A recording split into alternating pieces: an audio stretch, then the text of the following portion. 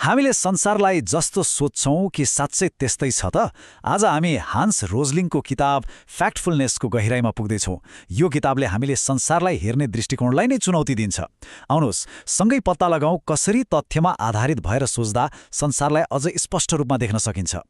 यो कथा सुरु हुन्छ एउटा निकै अनौठो घटनाबाट, जब हान्स रोजलिङले तरवार निल्न सिके। हो, तपाईले सही सुन्नुभयो। चिकित्सा शास्त्रको विद्यार्थी हुँदा उनले थाहा पाए यो असम्भव देखिने काम पनि शरीरको बनावटबारे सही ज्ञान भयो भने सम्भव छ। यसले हामीलाई एउटा गहिरो पाठ सिकाउँछ। जुन कुरा हामी असम्भव ठान्छौं नि, त्यो प्राय हाम्रो अज्ञानता वा गलत बुझाइको परिणाम मात्रै हो। अब एकछिनलाई आफैलाई परीक्षण गरौँ न त है। म केही प्रश्नहरू सोध्छु, हेरौँ संसारबारे हाम्रो धारणा र वास्तविकता बीच कतिको दूरी रहेछ। तयार हुनुहुन्छ? ल, पहिलो प्रश्न है त। पछिल्लो 20 वर्षमा संसारमा चरम गरिबीको अवस्था के भयो होला? कि यो झण्डै दोब्बर भयो, उस्तै रह्यो, वा झण्डै आधाले घट्यो? एकछिन सोच्नुहोस् त। अब दोस्रो प्रश्न, जुन विश्वव्यापी शिक्षासँग सम्बन्धित छ। न्यून आय भएका देशहरूमा कति प्रतिशत केटीहरूले प्राथमिक तहको पढाइ पूरा गर्छन् होला? 20, 40 वा 60%? यो यस्तो विषय हो जहाँ हाम्रो धारणा प्राय पुरानो तथ्याङ्कमा अड्किएको हुन्छ। र अन्तिम प्रश्न, संसारको सबैभन्दा धेरै जनसङ्ख्या कहाँ बस्छ? न्यून आय, मध्यम आय वा उच्च आय भएका देशहरूमा? यो प्रश्नले चाहिँ हामीले संसारलाई धनी र गरिब भनेर दुई भागमा बाँडेर हेर्ने बानीलाई नै चुनौती दिन्छ। ल, अब उत्तरहरू हेरौँ है त। चरम गरिबी झण्डै आधाले घटेको छ। न्यून आय भएका देशहरूमा 60% केटीहरूले प्राथमिक शिक्षा पूरा गर्छन् र संसारको अधिकांश जनसङ्ख्या मध्यम आय भएका देशहरूमा बस्छ। यदि तपाईँको उत्तर मिलेन भने पनि चिन्ता लिनु पर्दैन, किनकि ठूला विज्ञ नोबेल पुरस्कार विजेताहरूले समेत यसमा गल्ती गर्छन्। यसले के देखाउँछ भने संसारबारे हाम्रो साझा बुझाइ कति पुरानो र गलत रहेछ।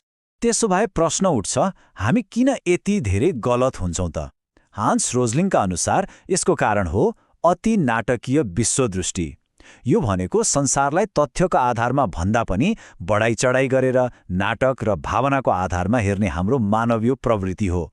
मिडिया र सामाजिक सञ्जालमा हेर्यो भने प्राय कस्तो चित्र देखिन्छ? संसार दुई भागमा बाँडिएको छ र दिनदिनै खराब हुँदैछ। तर तथ्याङ्कले त बिल्कुलै फरक कथा भन्छ। धेरैजसो मानिसहरू मध्यम आय वर्गमा छन् र धेरैजसो क्षेत्रमा बिस्तारै तर निरन्तर सुधार भइरहेको छ। हान्स रोजलिङ आफैले के भन्नुहुन्छ भने संसार जति नाटकीय देखिन्छ त्यस्तो छैन। यो गलत धारणाले हामीलाई बेकारमा तनाव दिन्छ र सही निर्णय लिनबाट रोक्छ। हामी समाचारमा देखिने डरलाग्दा घटनाहरूमा अल्झिन्छौँ र बिस्तारै भइरहेको ठूलो प्रगतिलाई देख्नै चुक्छौँ। आखिर हाम्रो दिमागले यस्तो किन सोच्छ त?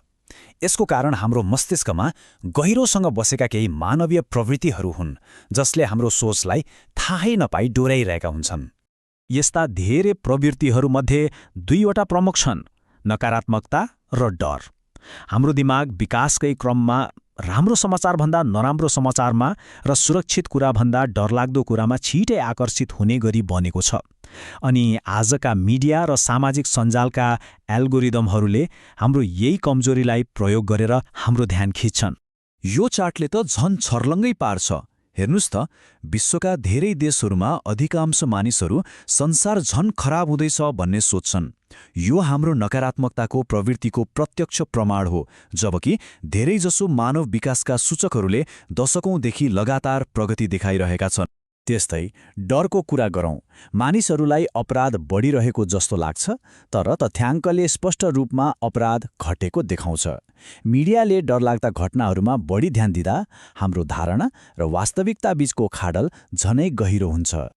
अब यसमा पत्रकारहरूलाई मात्र दोष दिएर पनि भएन। यो ध्यानको तर्क हो। जुन कुरा नाटकीय, डरलाग्दो वा अनौठो छ, त्यसले हाम्रो ध्यान सजिलै खिच्छ। बिस्तारै भइरहेको सुधारको समाचार अलि बोरिङ लाग्न सक्छ, त्यसैले त्यो कहिल्यै हेडलाइन बन्दैन। त्यसो भए के गर्ने त? यो अति नाटकीय विश्वदृष्टिको समाधान के हो? समाधान हो फ्याक्टफुलनेस।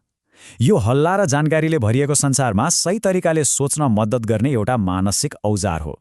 एकदमै सरल भाषामा भन्नुपर्दा फ्याक्टफुलनेस भनेको कुनै पनि कुरामा आफ्नो धारणा बनाउनु अघि के मसँग यसलाई समर्थन गर्ने बलियो तथ्य छ भनेर सोध्ने बानी हो। यो सामाजिक सञ्जालको भिडमा सत्य छुट्याउने एक कला हो जसले तनाव कम गर्न पनि मद्दत गर्छ।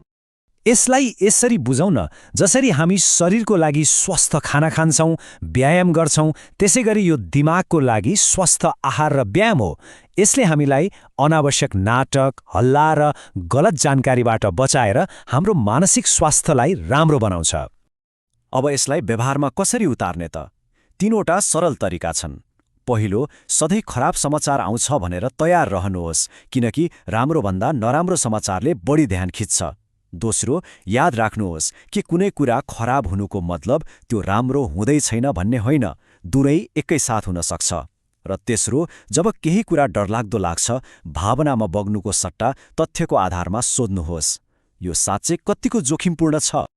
अन्तमा हामी सबैले आफैलाई सोध्नुपर्ने एउटा महत्त्वपूर्ण प्रश्न यही हो, के हामी साँच्चै संसारलाई हेरिरहेका छौँ वा सामाजिक सञ्जाल र समाचारमा देखाइने नाटकलाई मात्र? संसारलाई तथ्यको आँखाले हेर्ने कि भावनाको? छनौट हाम्रो हो। आफ्नो जानकारीको स्रोतलाई सधैँ प्रश्न गरौँ र तथ्यमा आधारित विश्वदृष्टि बनाउने प्रयास गरौँ।